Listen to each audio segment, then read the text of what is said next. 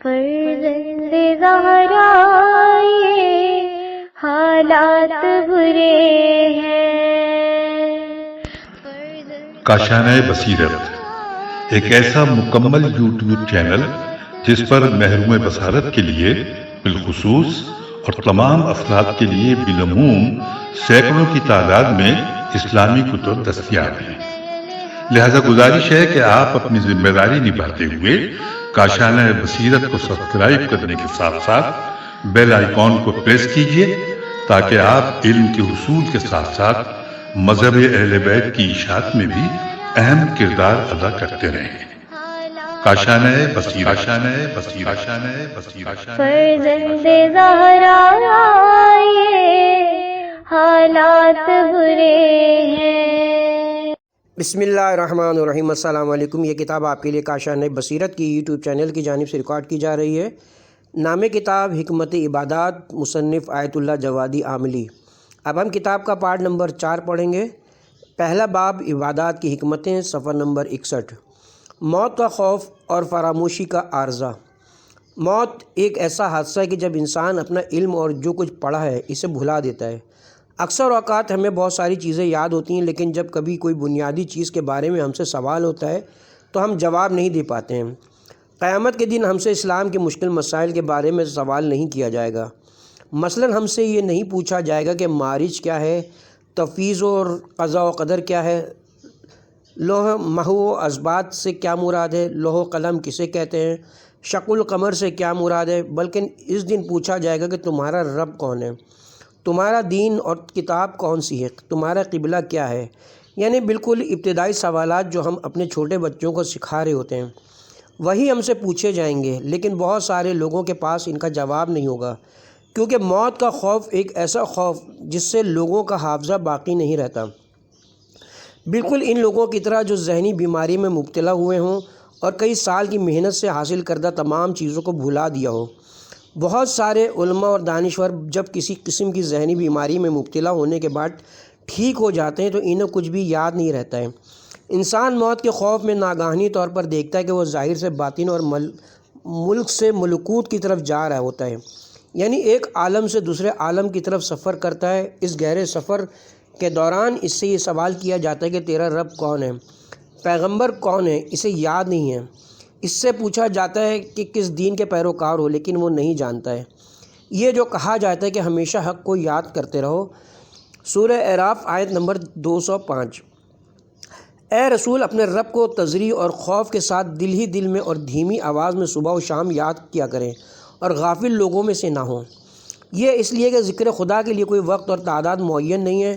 ہمیں یہ حکم دیا گیا کہ دن کے 5 اوقات میں مجموعی طور پر 17 رکعت نماز پڑھیں، پورے سال کے دوران 1 مہینہ روزے رکھیں اور پوری عمر میں 1 مرتبہ حج بیت اللہ کافی ہے، لیکن یہ نہیں کہا گیا کہ فلاں مقدار میں حق کی یاد کافی ہے۔ اے ایمان والو، اللہ کو کثرت سے یاد کیا کرو، سورہ احزاب آیت نمبر 41۔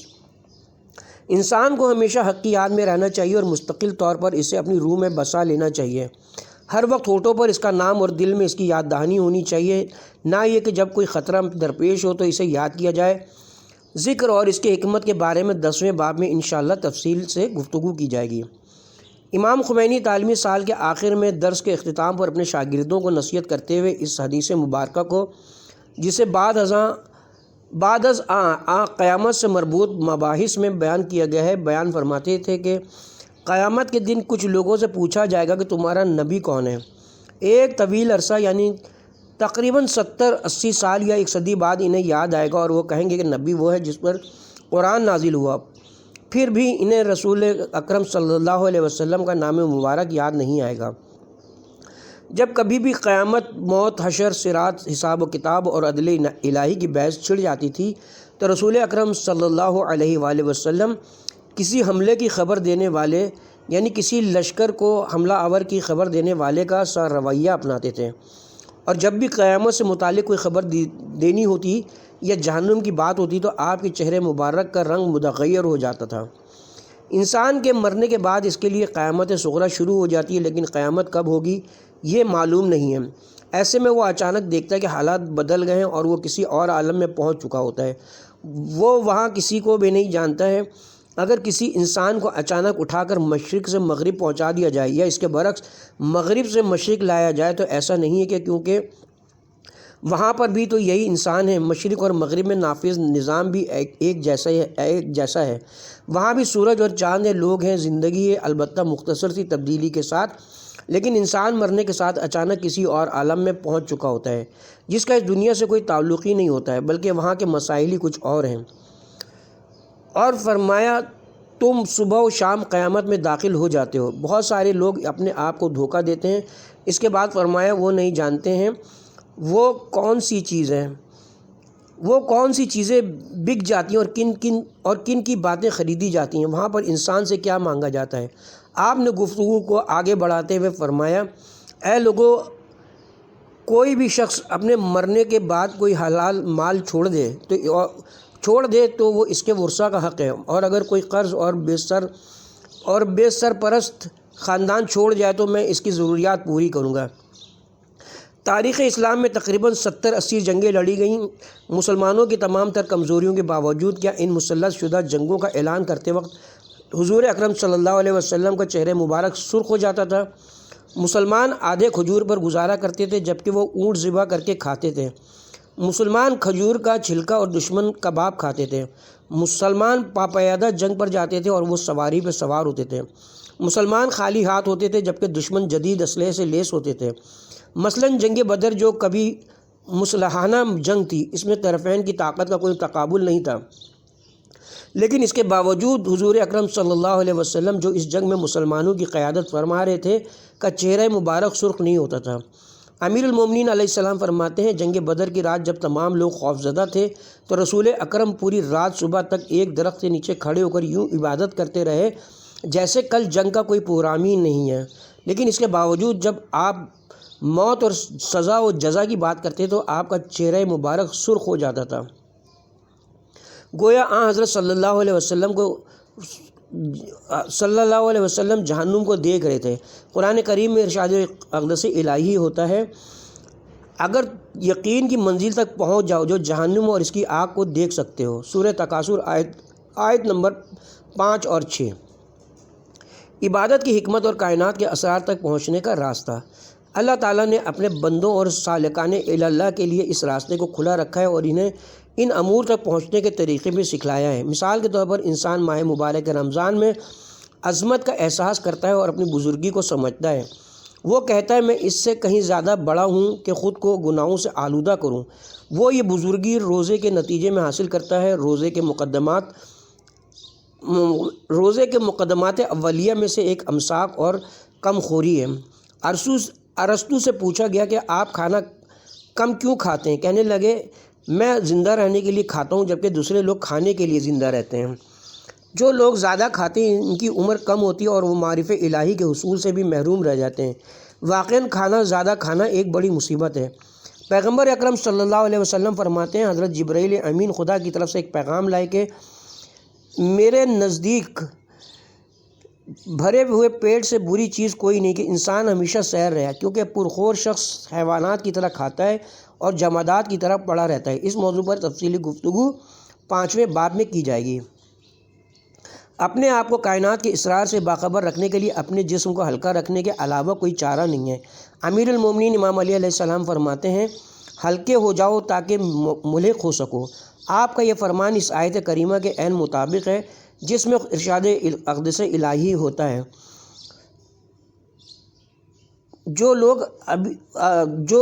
جو ابھی تک ان سے ملحق نہیں ہو سکے ان کے بارے میں یہ خوشخبری رکھتے ہیں کہ ان کے واسطے بھی نہ کوئی خوف ہے اور نہ حزن۔ سورہ آل عمران آیت نمبر 170۔ جو لوگ ابھی تک ملحق نہیں ہوئے ہیں انہیں یہ بشارت دی جا رہی ہے کہ آپ پہنچ جائیں گے، لہذا وہ لوگ خوشحال ہیں، یعنی وہ لوگ جو راستے میں ہیں وہ پہنچ سکتے ہیں۔ لیکن اگر کوئی راستے میں ہی نہیں ہے تو اس کے بارے میں یوں کہا جا سکتا ہے کہ جیسے وہ کار جو پارکنگ میں کھڑی ہے اور کوئی حرکت نہیں کر رہی ہے، لیکن اگر کوئی دوسری گاڑی سڑک پر چل رہی ہو اور اس کی رفتار کم ہو تو وہ اپنی مطلوبہ جگہ پر دیر سے پہنچے گی۔ ایسی گاڑی کے بارے میں کہا جاتا ہے کہ ابھی تک پہنچی ہی نہیں ہے۔ ہلکا ہونا پہنچنے کا ضامن ہے۔ کبھی کبھار تو انسان اتنا ہلکا ہوتا ہے کہ وہ نہ صرف خود پہنچتا ہے بلکہ دوسروں کو بھی پہنچاتا ہے۔ حضرت سلمان فارسی کی گورنری کے دور میں مدائن میں ایک واقعہ رونما ہوا، یعنی کہیں آگ لگ گئی تھی یا سیلاب آیا ہوا تھا، تو سلمان فارسی اپنا قرآن اور تلوار لیے ہوئے وہاں سے نکلنے میں کامیاب ہوئے، جبکہ بہت سارے لوگ اپنا مال و اسباب سمیٹنے کے چکر میں اس واقعے کی نظر ہو گئے۔ اس موقع پر حضرت سلمان فارسی نے فرمایا، خطرے کے وقت ہلکا انسان یوں نجات پاتا ہے۔ پیغمبر اکرم صلی اللہ علیہ وسلم امیر المومنین علیہ السلام سے فرماتے ہیں، اے علی، ہلکے بوجھ والے نجات پاتے ہیں اور سنگین بار والے ہلاک ہو جاتے ہیں۔ امیر المومنین علیہ السلام ان لوگوں کا تعارف کراتے ہوئے جنہوں نے مسلمانوں کے بیت المال کو لوٹا تھا فرماتے ہیں، ان لوگوں کی زندگی باورچی خانہ اور بیت الخلاء کے درمیان گزر گئی، نہ تو انہوں نے لوگوں کی کوئی خدمت کی اور نہ وہ یہ سمجھ سکے کہ وہ اس دنیا میں کیوں آئے ہیں اور انہیں کیا کرنا چاہیے۔ اس کے ساتھ ہی یہاں پہ کتاب کا پہلا باب عبادات کی حکمتیں اپنے اختتام کا پہنچا۔ اب یہاں سے ہم دوسرا باب نیت کی حکمتیں کا آغاز کرتے ہیں۔ صفحہ نمبر 68 عمل پر نیت کی برتری۔ اللہ تعالیٰ اپنی مقدس کتاب میں فرماتا ہے، زندگی اور موت دونوں آزمائش کے وسیلے ہیں تاکہ یہ واضح ہو سکے کہ عمل کے لحاظ سے تم میں سے کون ایک دوسرے سے احسن ہو۔ عملاً کا یہ معنی نہیں کہ تم میں سے کون زیادہ عمل بجا لانے والا ہے، کیونکہ بات مقدار کی نہیں ہو رہی ہے۔ سورہ ملک آیت نمبر 2۔ کسی شخص نے امام جعفر صادق علیہ السلام سے مذکورہ بالا آیت کے مفہوم کے بارے میں سوال کیا تو آپ نے فرمایا، سورہ ملک کی آیت نمبر 2 کے بارے میں، وہ شخص اہل حقیقت ہے جو خدا سے ڈرے اور خالص قلب کا مالک ہو۔ عمل اس وقت خالص ہوتا ہے جب انسان کے دل میں یہ نہ ہو کہ اس کی تعریف کی جائے، وہ یہ نہ کہے کہ میرا شکریہ ادا نہیں کیا ہے۔ حیف ہے کہ کوئی انسان ایک خالص عبادی عمل بجا لائے اور دوسروں سے شکریہ کی امید رکھے۔ حیف ہے کہ انسان اس بلند مقام کو اس پست توقع کے ذریعے گرا دے۔ البتہ خدا کی حمد و ثنا خدا کے نیک بندوں کا پیشہ ہے۔ پس موت اور زندگی کی تخلیق کا مقصد یہ کہ واضح ہو جائے کہ کس کا عمل حقیقت کے قریب ہے۔ اچھی اور نیک نیت عمل سے بہتر ہے کیونکہ اگر نیت خالص ہو تو یہ انسان کو عمل پر ابھارتی ہے اور نیت عمل سے مشکل ہے۔ یہ جو کہا گیا ہے مومن کی نیت اس کے عمل سے بہتر ہے، نیز یہ بھی کہا گیا ہے کہ افضل الاعمال احمدھا، بس جو عمل سخت اور مشکل ہوتا ہے اس کا ثواب بھی زیادہ ہوتا ہے۔ اس کا یہ مطلب نہیں ہے کہ نیت کا ثواب عمل کے آسان ہونے کے اعتبار سے زیادہ ہے، کیونکہ جب ہم دین کی ان دونوں بنیادوں کا باہم جائزہ لیتے ہیں تو نتیجہ یہ نکلتا ہے کہ نیت بہت مشکل کام ہے۔ اگر مشکل ترین کام بہترین عمل ہے تو نیت عمل سے بہتر ہے، کیونکہ یہ تمام کاموں سے بھاری اور سخت کام ہے۔ ممکن ہے کہ کوئی شخص محاذ جنگ پر چلا جائے اور وہاں مارا بھی جائے، لیکن اس کا وہاں مارا جانا اتنا سخت نہیں ہے۔ اخلاص العمل اللہ بہت سخت ہے۔ اپنے نفس کے دیو اور اندرونی شیطان کو رام کرنا سخت ہے۔ لہٰذا اس روایت میں امام علی مقام علیہ السلام نے فرمایا کہ نیت عمل سے زیادہ مشکل کام ہے۔ نیت کیا ہے؟ گزشتہ گفتگو سے یہ تو معلوم ہوا کہ نیت عمل کی جان ہے۔ یہ جو کہا جاتا ہے کہ عمل کے وقت نیت کرو، اس کا یہ مطلب نہیں کہ انسان مثلاً ظہر کی نماز پڑھتے وقت اپنے ذہن میں نقشہ کھینچے کہ میں ظہر کی 4 رکعت نماز پڑھتا ہوں قربتاً الی اللہ، بلکہ اہل معنی کی تعبیر میں حمل اولا میں نیت اور حمل ثانی میں غفلت ہے۔ نیت روح کی نشاط اور اڑان ہے۔ اگر انسان فطرت سے نکل کر اوپر آ جائے تو کہا جاتا ہے کہ نیت کیا ہے، ورنہ اختار حصولی اور مفہوم ذہنی ہے۔ ہماری عبادات کی کم از کم حد یہ کہ واجب ادا ہو جائے جس کی قضا یا اعادہ کی ضرورت نہیں ہوتی، لیکن وہ نیت جو عمل کے باطن سے وابستہ ہے اور عمل سے بالاتر ہے وہ روح کی نشاط ہے، اور روح پرواز کرتی ہے۔ چونکہ نیت عمل سے بالاتر ہے اس لیے کہا گیا ہے کہ اللہ تعالیٰ کو سچی نیت کے ساتھ پکارو۔ عبادت کا درست ہونا یا نہ ہونا نیت پر منحصر ہے، اس کے بغیر عبادت باطل ہے۔ اب چونکہ نیت کے مختلف درجے ہیں تو عبادت کی صحت اور درستگی کے بھی مراتب ہیں۔ اب چونکہ قیامت کی اہم منزلیں درج ذیل ہیں، آگ اور بہشت رضوان، اور دوسری طرف انسان کا نفس 3 حالتوں شہوت، غضب اور عقل میں کمال چاہتا ہے، لہذا عبادت کی بھی 3 قسمیں ہیں اور عبادت کرنے والے بھی 3 گروہوں میں تقسیم ہوتے ہیں۔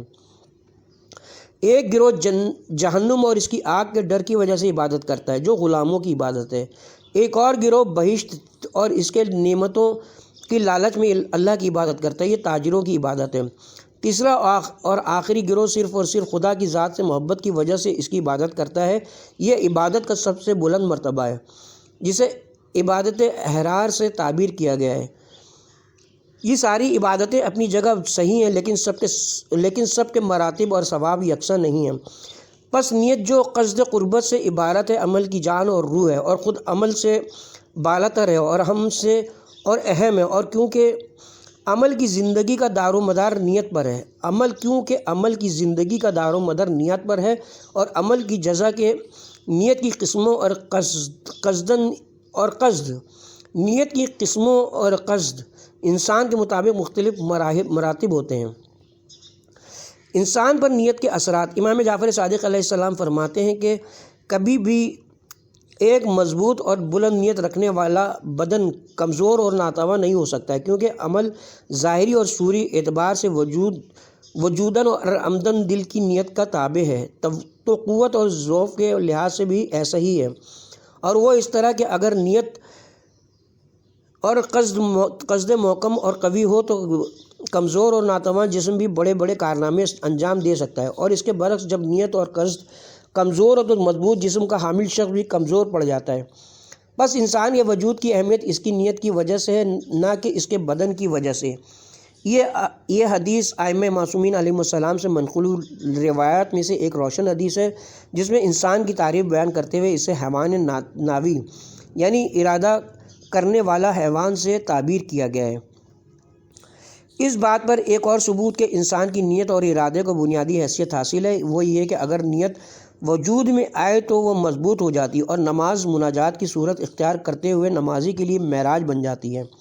اسی طرح اگر یہ کمزور ہو جائے اور نمازی اس سے غافل ہو جائے تو وہ مناجات کی شکل کھو دیتی ہے، اور نمازی ویل کا مستحق قرار پاتا ہے، جیسا کہ ارشاد اقدس الہی ہے۔ سورہ معون آیت نمبر 774۔ فَوَيْلٌ لِّلْمُصَلِّينَ الَّذِينَ هُمْ عَنْ صَلَاتِهِمْ سَاهُونَ الَّذِينَ هُمْ يُرَاءُونَ وَيَمْنَعُونَ الْمَاعُونَ۔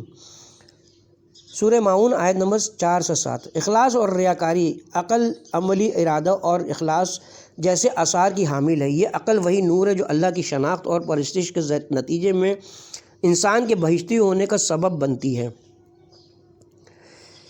جب بھی یہ نور بغیر کسی رکاوٹ اور دھند کے چمکتا ہے تو ایمان اور اخلاص کی حالت پیدا ہوتی ہے، اور جب کبھی یہ عقل نفسانی خواہشات پر عمل کے نتیجے میں دھندلی ہو جاتی ہے اور چھپ جاتی ہے تو کفر اور ریاکاری کی کیفیت بیدار ہو جاتی ہے۔ جناب کلینی نے امام جعفر صادق علیہ السلام سے روایت نقل کی ہے کہ ایمان اور کفر کی سرحد کم عقلی کے علاوہ اور کوئی چیز نہیں۔ مثلاً یہ کہ انسان دوسروں کی توجہ حاصل کرنے کے لیے عبادت کرتا ہے، جبکہ اگر وہ اس عبادت کو خالصاً اللہ کے لیے انجام دے تو اللہ تعالیٰ اسے بہت جلد اپنے مقصد تک پہنچاتا ہے۔ اس روایت سے ملتی جلتی ایک اور روایت امام محمد باقر علیہ السلام سے نقل کی گئی ہے، جس میں آپ کم عقلی کو حق اور باطل کے درمیان فرق قرار دیتے ہوئے فرماتے ہیں، مخلص شخص عاقل ہوتا ہے کیونکہ جو عاقل نہیں ہوتا وہ مخلص نہیں ہو سکتا، جس کے نتیجے میں وہ ریاکاری کا مرتکب ہوتا ہے۔ چنانچہ عاقل کبھی ریاکار نہیں ہو سکتا اور ریاکاری کرنے والا کبھی عاقل نہیں ہو سکتا۔ حذیفہ بن یمانی کہتے ہیں، میں نے پیغمبر اکرم سے اخلاص کا معنی پوچھا تو آپ نے فرمایا، میں نے جبرائیل سے، انہوں نے اللہ تعالیٰ سے پوچھا تو اللہ نے فرمایا کہ اخلاص ایک راز ہے جسے میں اپنے محبوب بندوں کے دلوں میں ودیعت کرتا ہوں۔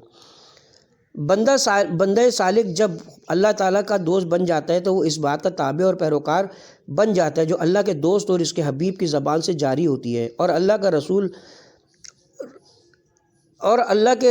اکرم صلی اللہ علیہ وسلم کے علاوہ اور کوئی نہیں، لہذا آپ کی پیروی اللہ کی محبوبیت کا سبب بن جاتی ہے۔ جی ہاں، محبوب کی پیروی کرنے والا بھی محبوب بن جاتا ہے، جیسا ارشاد اقدس الہی ہوتا ہے۔ اس صورت میں قرب و ولائی کا وعدہ عملی ہو جاتا ہے، جیسا کہ خود وعدہ فرمایا ہے، جو بھی شخص نوافل کے ذریعے تقرب حاصل کرنا چاہے گا وہ ضرور اللہ تعالیٰ کا محبوب بنتے ہوئے اس مقام تک پہنچ جائے گا کہ خدا اس کا کان، آنکھ اور ہاتھ بن جاتا ہے۔ پس اخلاص جو نیت کی بنیاد بھی ہے میں ایک ملکوتی حکمت پائی جاتی ہے جس تک اللہ کے محبوب کے علاوہ کسی کی بھی رسائی ممکن نہیں ہے۔ خدا کسی کو دوست نہیں بناتا ہے جب تک کہ وہ نوافل اور فرائض کو انجام نہ دے۔ ریاکاری یعنی لوگوں کو یہ تاثر دینا کہ وہ خدا کے لیے کام کر رہا ہے جبکہ وہ خدا کے لیے کام نہ کرتا ہو، اور سماع کا معنی یہ کہ لوگوں کے کانوں تک یہ بات پہنچانا کہ میں خدا کے لیے کام کرتا ہوں جبکہ وہ خدا کے لیے کام نہ کرتا ہو۔ اگر عبادت میں ریاکاری اور سماع کا عمل دخل ہو تو عبادت باطل ہے، لہذا عبادت میں نیت کو شرط قرار دیتے ہوئے ریا کو عمل کا باطل کرنے والا سمجھا جاتا ہے۔ بعض روایات میں آیا کہ اگر کوئی شخص ایک نیک عمل انجام دے اور اس کے بارے میں لوگوں کو بتائے تو اس کا ثواب کم ہو جاتا ہے، اور اگر وہ اس بات کو بار بار دہرائے تو آہستہ آہستہ اس عمل کا ثواب ختم ہوتا جاتا رہتا ہے۔ جس طرح اگر کوئی باغبان ایک خوبصورت پھول اگائے اور بار بار پھول کی نازک اور لطیف پتیوں کو چھوتا رہے تو وہ آہستہ آہستہ مرجھا جاتا ہے۔ اگر کوئی شخص ایک نیک عمل انجام دینے کے بعد لوگوں کے سامنے اس کا تذکرہ کرے تو ایسا ہی ہے جیسے ایک مرتبہ پھول کو چھو لیا ہو، اور 10 مرتبہ لوگوں کے سامنے اس بات کو دہرائے تو ایسا ہے جیسے 10 مرتبہ چھو لیا ہو۔ آخر کار وہ پھول سوکھ کے ختم ہو جاتا ہے۔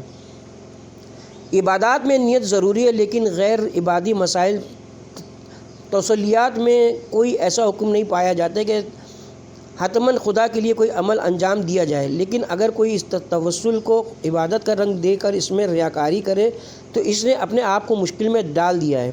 مثلاً یہ ضروری نہیں کہ آلودہ ہاتھوں کو قصد قربت سے دھو لیا جائے، بلکہ انہیں پاک کرنے کے لیے صرف دھو لینا ہی کافی ہے۔ لیکن اگر کوئی شخص قصد قربت کے بغیر یہ ظاہر کرے کہ میں یہ عمل خدا کی رضا کے لیے انجام دے رہا ہوں تو یہ شرک اور معصیت الہی ہے، کیونکہ وہ اپنے اس عمل کو دوسرے توسلیات کی طرح انجام دے سکتا تھا۔ اگر وہ ثواب حاصل کرنا چاہتا ہے تو اس کے لیے ضروری ہے کہ وہ قصد قربت کی نیت کرے۔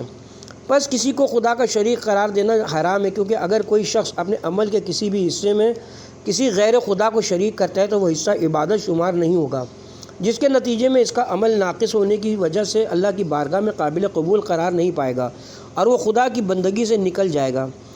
خطبہ شعبانیہ میں رسول اکرم صلی اللہ علیہ وآلہ وسلم فرماتے ہیں، اللہ تعالیٰ کو سچی نیت اور پاک و صاف دلوں کے ساتھ پکارا کرو۔ امام جعفر صادق علیہ السلام فرماتے ہیں کہ پاک دل وہ ہے جس میں اللہ کے سوا کسی کی کوئی یاد نہ ہو۔ انسان ہمیشہ شیطانی وسوسوں کے حملوں کی زد میں ہوتا ہے اور شیطان نفس کے ذریعے ہمارا پیچھا کرتا ہے، جیسا کہ اللہ تعالیٰ کا ارشاد ہے، جب بھی یہ دشمن تمہاری طرف بڑھے تو تم خدا کی پناہ لو۔ سورہ اعراف آیت نمبر 200۔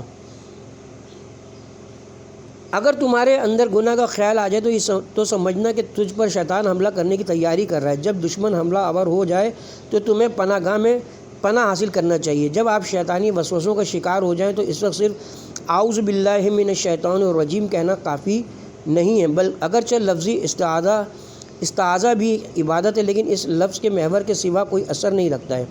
لہٰذا جب خطرے کی گھنٹی کی آواز سن لی تو فوراً پناہ گاہ پہنچ جاؤ۔ اگر کوئی شخص خطرے کی گھنٹی کی آواز سننے کے باوجود کھلی فضا میں کھڑا ہو جائے اور یہ کہے کہ میں پناہ دینے والے سے پناہ مانگتا ہوں، تو یہ پناہ حاصل کرنا نہیں کہلاتا، بلکہ خطرے کی گھنٹی سنتے ہی انسان کا پناہ گاہ پہنچ جانا ضروری ہے۔ فرماتے ہیں، اپنے اندر کمزوری کا احساس کرو تو اس پناہ دینے والے قوی مطلق کی پناہ حاصل کرو جس کے سوا کوئی پناہ گاہ نہیں ہے۔ سورہ کہف آیت نمبر 27۔ فرشتوں کا نیت سے باخبر ہونا۔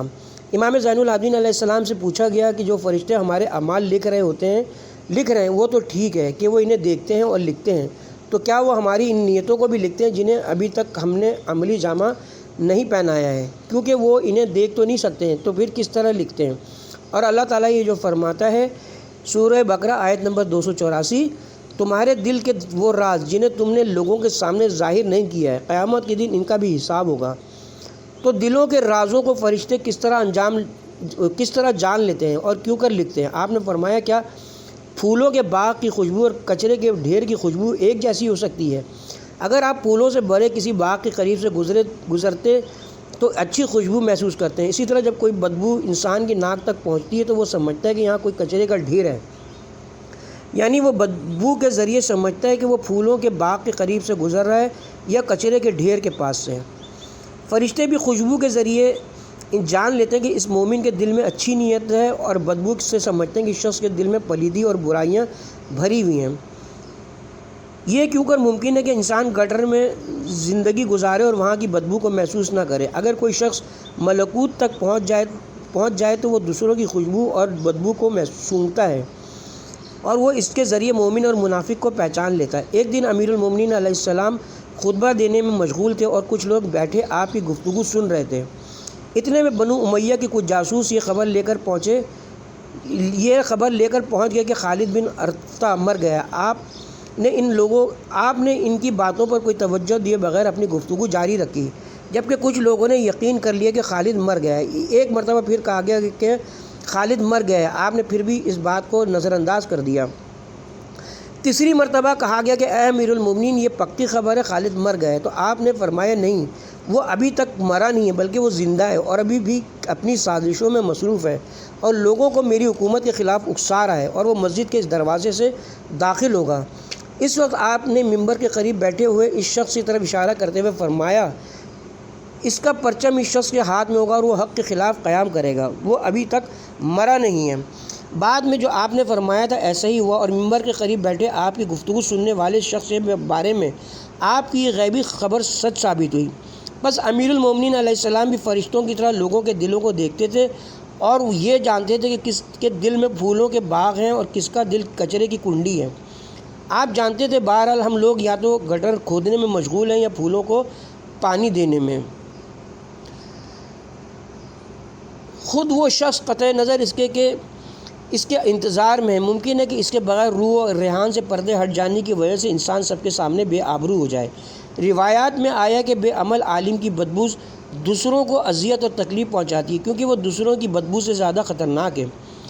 یہاں تک کہ بے عمل عالم کی بدبو سے اہل جہنم بھی تکلیف اٹھائیں گے اور کہیں گے کہ اسے یہاں سے لے جاؤ۔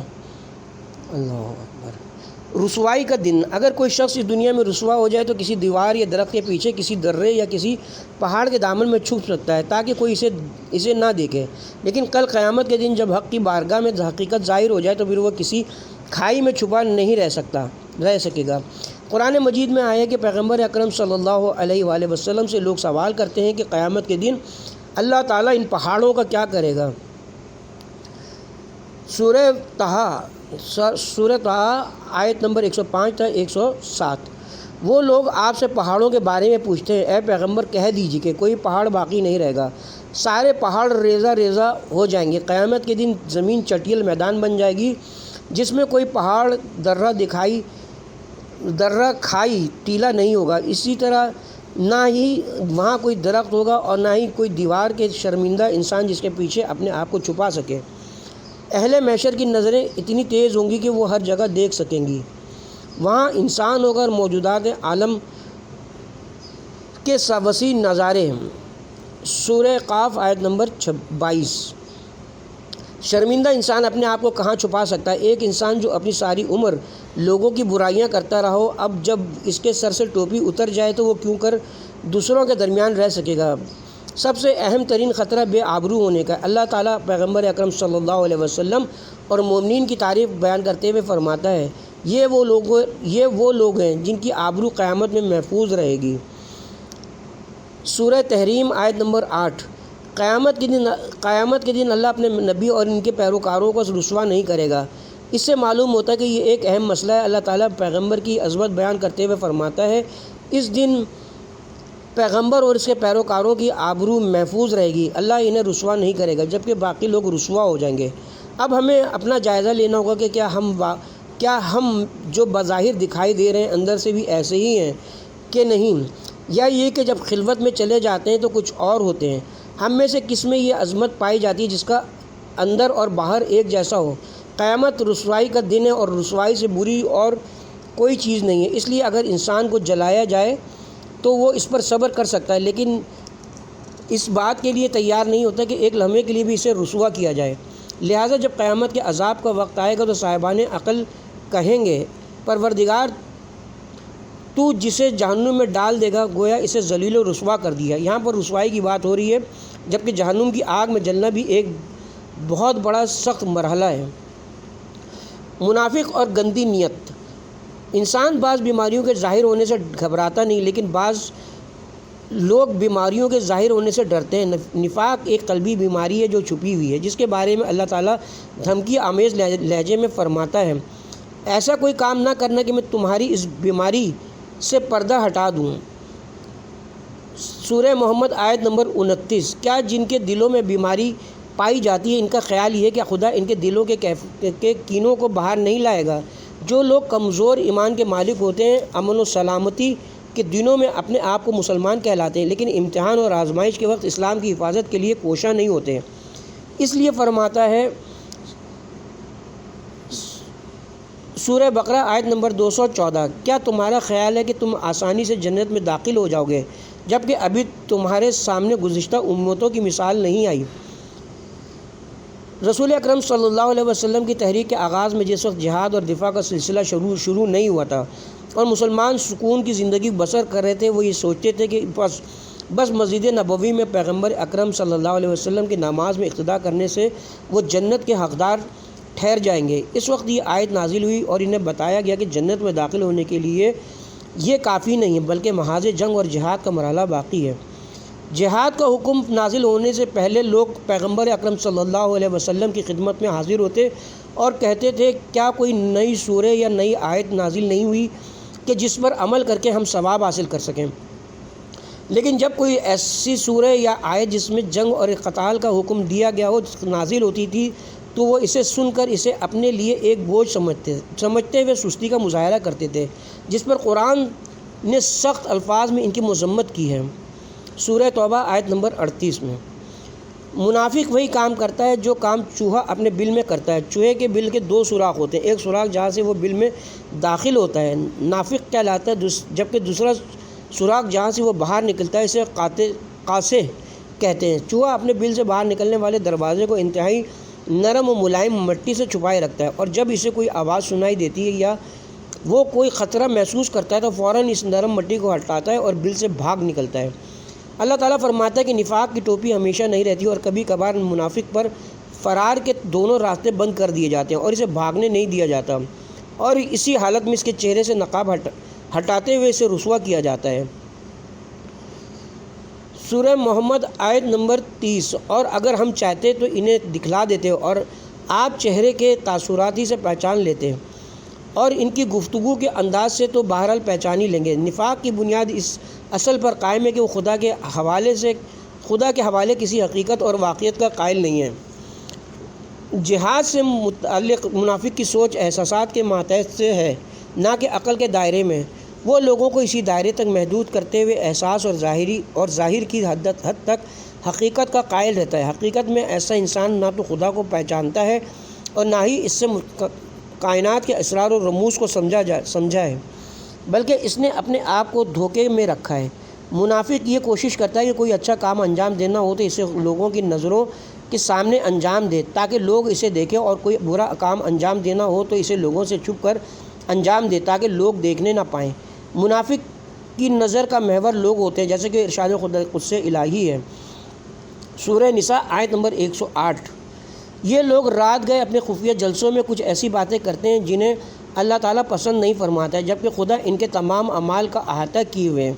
منافقین کا ریاکاری سے کام لیتے ہوئے اپنے برے کاموں کو چھپانے اور اچھے کاموں کو ظاہر کرنے سے معلوم ہوتا ہے کہ ان کی نظر میں معیار اور محور لوگ ہیں، جیسے کہ اللہ تعالیٰ فرماتا ہے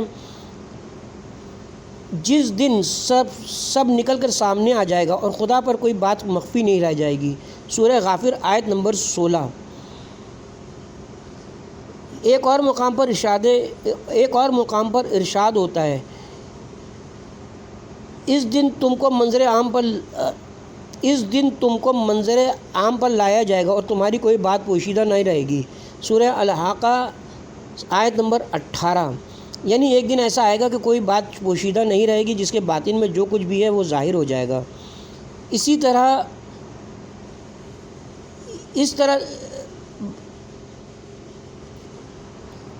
طرح ایک اور مقام پر فرماتا ہے کہ اور وہ خدا سے کسی بات کو نہیں چھپا سکتے۔ سورہ نساء آیت نمبر 42۔ اس دن کوئی بھی کسی چیز کو چھپا نہیں سکتا، جس کے دل میں جو کچھ بھی ہے وہ کہہ دے گا۔